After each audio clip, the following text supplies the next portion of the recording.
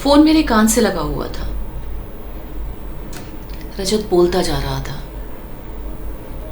मैं सख्ते में थी, जैसे किसी ने अभी अभी छन्नाटेदार झापड़ बिना किसी पूर्व सूचना के मार दिया हो। 2 दिन पहले की तो बात है, मैं राम मनोहर लोहिया अस्पताल गई थी। मेरा नंबर 15 है, आपका क्या है? उसने पास बैठते हुए बेक तकल्लुफी से पूछा था।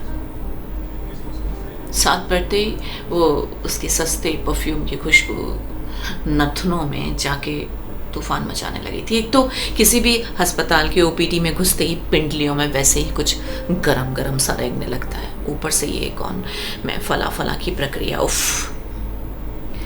कमरा नंबर 235 के सामने वाली बेंच पर बैठे हर उम्र के लोग पर्ची लेकर अपने बारी का इंतजार कर रहे थे।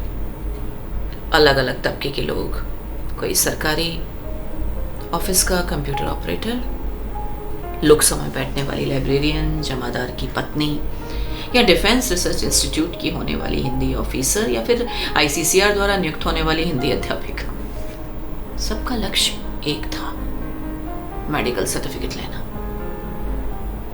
फीमेल कैंडिडेट 12, 13, 14, 15 की गुहार दोबारा लग गई थी।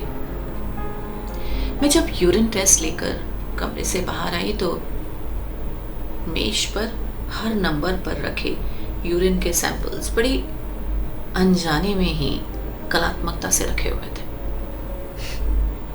और हम सब एक की दुहाई दे रहे थे, छोटा हो या बड़ा, खून और यूरिन का रंग तो सबका एक ही है ना। टेस्ट का रिजल्ट कब आएगा? 15 नंबर वाली लड़की ऑफिस में बैठे लड़के से फुसफुसाकर पूछ रही थी।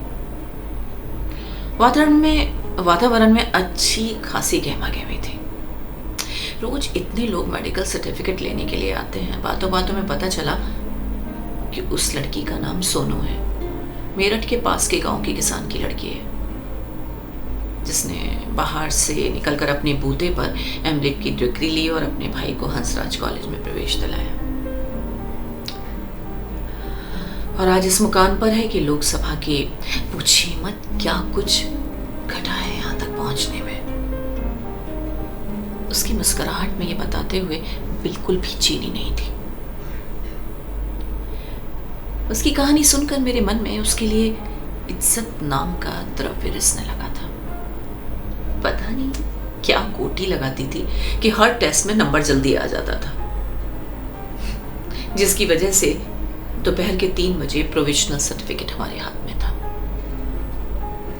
उसके चेहरे पर एक चिंता मिश्रित प्रश्न का इश्तहार साफ छपा था। अगर बाद में टेस्ट में कुछ निकल गया तो सर्टिफिकेट नहीं मिलेगा ना।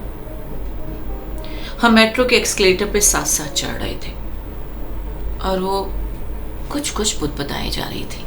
मुझे उसकी चिंता बिल्कुल समझ में नहीं आ रही थी। क्या निकलेगा? कोई प्रेगनेंसी का टेस्ट थोड़ी कराया है। ये मैं कह ही रही थी कि मैंने जब उससे कहा कि तुम अपना फोन नंबर दो ना, मेरे पास अपना कोई नंबर नहीं है। मेरे फोन नंबर मांगने पर उसका सपाट सा जवाब भी मुझे उससे प्रभावित होने से नहीं रोक पा रहा था। तभी मैंने देखा कि बराबर के एक्सकेलेटर पे रजत नीचे उतर रहा था, मेरे पुराने ऑफिस का कुलीग। उसका वैसे भी मुझे आसपास का जो एक औरा बनता था बिल्कुल पसंद नहीं था। उसकी चपल दृष्टि सोनू पर थी, आंखों में थोड़ा सा हास छलका और थोड़ी सी कुटिल शरारत। मैंने उसकी नजरों का पीछा करते हुए जब सोनू की तरफ देखा तो मैंने देखा कि सोनू का चेहरा बिल्कुल भाग था, खून की मानो एक बूंद भी न रह गई हो। वो तेजी से नीचे उतरी और सामने वाले ऑटो की तरफ बढ़ गई और उसमें जाके बैठ भी गई। मैं पीछे से उसको बोलती कि सुनो, मुझे अपना पता तो बता दो, पर मैंने देखा कि उसने ऑटो वाले को पीछे से तकाया और कहा जल्दी चलो। शायद यही बोला होगा कि ऑटो फौरन चल पड़ा। शायद उसने अपना गंतव्य भी नहीं बताया उस दौरान। मैं कुछ अवाक सी रह गई। और आज जब मैं रजत से बातें कर रही थी और मैंने फोन पर उसे घटिया बताते हुए खूब कोसा, तो फट पड़ा। तुम्हें हुआ क्या है? तुम्हें मालूम भी है वो कौन लड़की थी? रात बिता चुका हूं उसके साथ, बहुत मोटी रकम लेती है।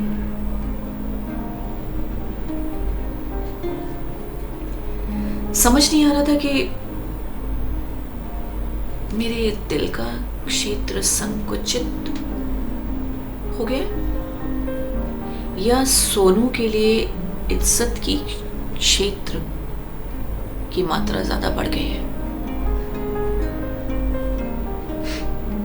मुझे उसका भाई याद आ रहा था, हंसराज कॉलेज में जाता हुआ। रही पूर्वाग्रहों की बात, उसकी टूट फूट, उसकी मुरम्मत तो जिंदगी भर चलती, आज तक चल रही है, ना जाने कब तक चलती रहेगी। मेरे ख्याल में कब्र तक चलेगी। पूर्वाग्रह,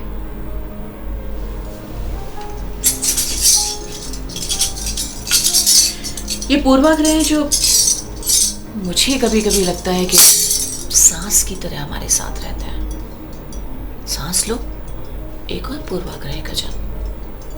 किसको देखो, जानते भी नहीं हो, तब भी पूर्वाग्रह तुम्हारे साथ है। और वो पूर्वाग्रह कभी कभी कोष्ठकों के रूप में आते हैं, ब्रैकेट्स के रूप में।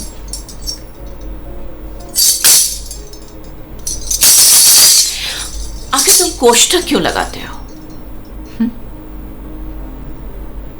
कभी बाएं कभी दाएं, कोष्ठकों की भरी बस में सिर्फ जगह ही बनाते हो।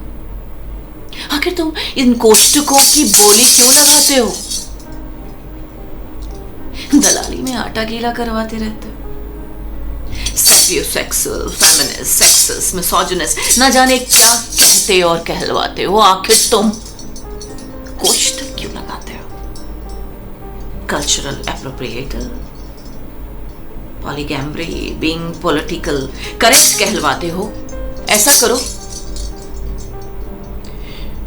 तुम मुझे भी इस तराजू में तोल दो और थोड़ा सा ऊंचा उठाकर थोड़ा सा झोल दो और अल्प विराम लगाकर बोल दो, हे तुम कोष्ठक के बाहर हो। एक बात बताओ, क्या तुम सीमाओं की हार हो? क्या पूर्वाग्रहों का बाजार हो? मेरे ही दिलो दिमाग में घुसकर मेरी सोच की आजादी को कूट कूट कर नए हैशटैग की ठंडाई बनाते हो। रंग बरसे भीगे होम्योफोबिक वाली कहकर गिलास पर गिलास पीते चले जाते हो। मीटू से डर जाते हो या डराते हो? आखिर तुम कोष्ठक क्यों लगाते हो? फिर राम और रावण का महासंग्राम मचाते हो। एक्सट्रीमिस्ट हो क्या? बीच का मानव नहीं देख पाते? काले और सफेद की गुहार लगाते हो। कलर ब्लाइंड हो क्या? ग्रे नहीं देख पाते? सुनो, मवेशी हो क्या? ये जो हैशटैग की बाढ़ लगाते हो, ज्यादा ऊंचा कूद भी नहीं पाते। दरवाजा खुला रह जाए तो आप आधापी मचाते हो। इंस्टाग्राम, सोशल मीडिया इन्फ्लुएंसर बन जाते हो, स्टोरीज की बोली लगाते हो, फिर लाइक्स की ही दलदल में फंस जाते हो। देखो, गले तक डूब गए। तुम्हारी ब्यूटी बोन्स भी नजर नहीं आ रहे। एक बात बताओ, कोष्ठक क्यों लगाते हो? तुम्हारे बाथरूम की मेंस प्लानिंग की जमी काई वाले फर्श की चोटी पर इनसिक्योरिटी की नल की टोटी से रात भर पानी